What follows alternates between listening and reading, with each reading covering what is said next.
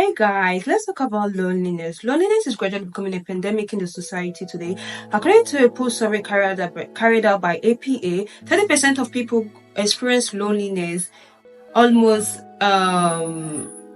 almost every day in a week, while 10% of people experience loneliness every day of their life, right? And this can be attributed to increased screen time and the availability of working from home option. And now we have a lot of working from home option. We have the ability to just stay in the comfort of our house and do whatever we like and whatever we want to do that brings money to us, right? This also leads to self-isolation. So basically in today's video, I will be giving out 6 effective tips I feel can help us deal with loneliness. And because loneliness have a lot of detrimental effects on our health, our creativity, our physical health, and our mental health, guys. So these are the 6 important tips I think are very important in our life that can help us deal with loneliness. 1, give yourself the privilege to be vulnerable, right?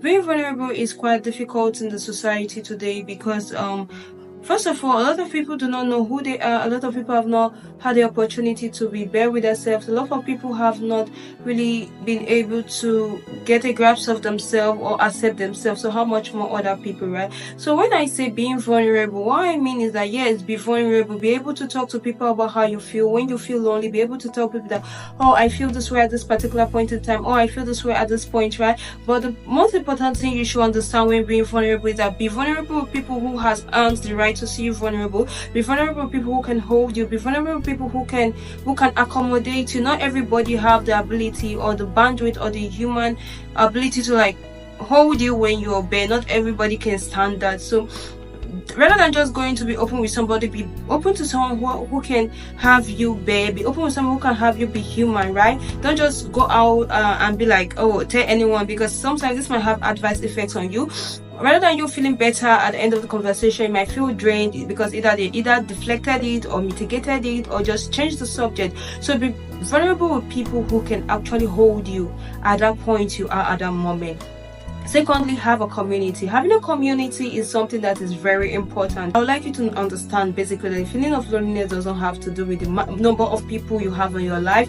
It is not relevant to how much people you know and how much people you have around you. It is a more of a psychological state, right? So this simply means that you can be in a crowd and feel lonely, and you can be alone and not feel lonely. So it is not like relevant to how much people you have. So when you're having a community, it is important to know that you have to have people that share similarities with you. You have to be around people who understand you to a higher frequency, right? You don't just go and start like, you have to be around people that you can relate with internally. So having a community can be a lot of things to different people. It could be you belonging to a religious body. It could be you belonging to anything, right? Even while belonging to this religious body, right? It is very important that you can actually belong to a sub-department. Say for instance, your community is like a church.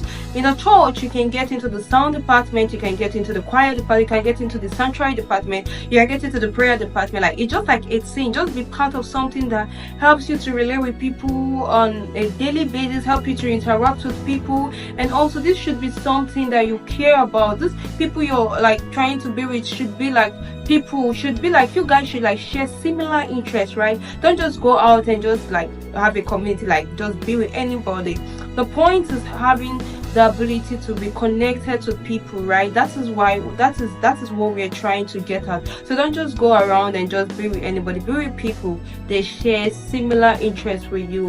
Thirdly, I think this is like way off the chart, but it can also be helpful. Planning a house party or planning get together. Planning get together gives you the ability to be in control of your environment. So and this can work for introverts and extroverts as well. So when you want to have like plan like a party, or when you want to like when you feel lonely, right? You can like plan a party or you can plan a get together, and this way it gives you the opportunity to like get to meet people, right?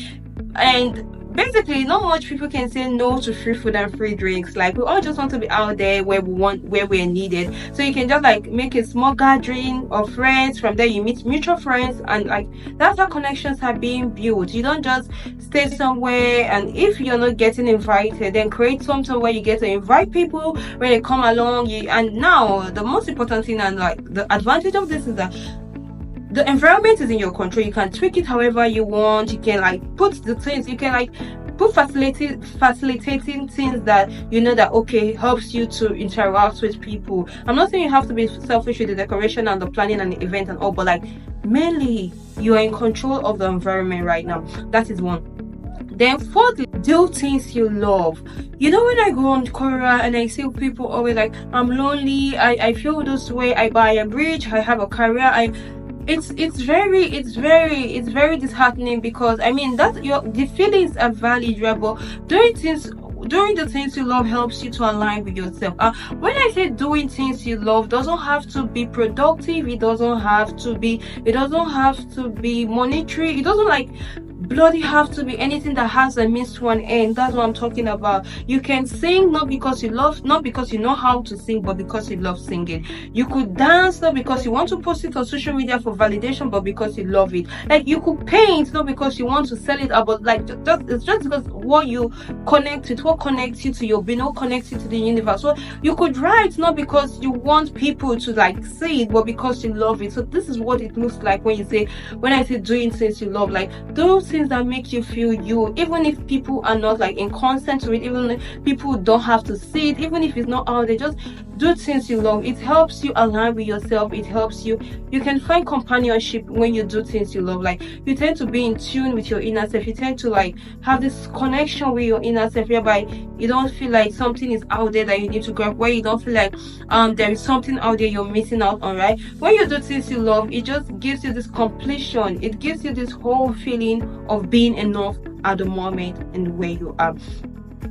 Most importantly, this is the fifth point, and I think this is very, very important. Practice self-love. Self-love is not you going on shopping. It is not about the luxury. It is not about you, like, it is not about the expenses, right? Self-love is you taking care of your body. It's you taking care of your mind. It is you taking care of your soul. I mean, right now I am having like a protruding tummy, right? And I know I do not like it. And I know, okay, this is as a result of whatever is happening to me at the state of at this point in my life. And I am so bloody lazy, right? I am like practically lazy, but most time I try to pick myself up to like do home workouts on my tummy and my abs and all that. I'm not doing this because I just know that okay, I am not active because I work from home, right? So most time I like, okay, I am not like as active as I should be. I am not like giving my body enough attention. So like I just put myself through this painful experience. I don't know you all that love exercising. Probably is your thing. It's not my thing, right? So that just say that it is not my thing. So I have to like put myself through this situation to like get what I want, right? Things that is you doing things in the moment that doesn't like necessarily make you feel good physically, but benefits your mental health, benefits your soul, and benefits your body, right? That is just what I mean, like practicing self-love. Like doing things you love is you like taking care of your body, your mind, and your soul. And my last point is have your people. I mean, you know that feeling where you're with people and you love, like, you know that feeling. Okay, lately I've tend to categorize people in my life right now. Not few people, right? And amongst these few people, there are people who are convenient friends. I mean, like these are people that will only come to you when it's convenient for them or when it suits them. You know that feeling, you know that child feeling where you just want to be around someone. This is not like a romantic relationship or intimacy, no. You know that feeling where you want to be with someone just because of how you feel around them, how they make you feel, love, just for the purpose of you enjoying the moment, just for the purpose of you like, it doesn't there's no external stimuli to this. This is like basically what having your people feels like, right? Right now we have convenient friendship, and my god, it is very, very frustrating. Like people can be like, I really do not know the words to use right now, but basically have your people who can be with you, people who can stick with you, people who understand that you're not perfect, people who can just sit down there, watch you be stupid, watch you make stupid decisions and still stand with you, people that can still be out there, see you make the wrong decision and not come and question you, why did you have to do it? This is what the society says. No, be with people who can hold you, be with people who understand, be with people who who share similarities with you. Be with people who can be stupid with you, who can be intelligent with you, who pushes you. People who are not with you just because of the convenience or because it's convenient for them. People who are going to be there regardless. So when you find this kind of people, like, even in your alone time, you just have this connection with them that you know that, okay, wherever you are, this one is your main person. Like, people who think about you as much as they think about themselves. This is what I mean by having your people. It doesn't matter how crazy you are, it doesn't matter how weird you are, it doesn't matter how divergent you are, there are people for you. So identify with people who get you are a larger frequency. You don't have to be with me because I just work with you. You don't have to like be with me because I support you. You have to be with me because I completely get you, or because I can be there with you, I can be loyal, I can just watch you be human and still be able to embrace you. That is what I mean by having your people. Thank you very much, guys. Thank you very much, guys. These are like effective tips. I don't know if I'm talking too much, but these are like effective tips I know can help me get through loneliness, and I feel like I should share with you. So basically, thank you for sticking around with me in this video today. Please do share.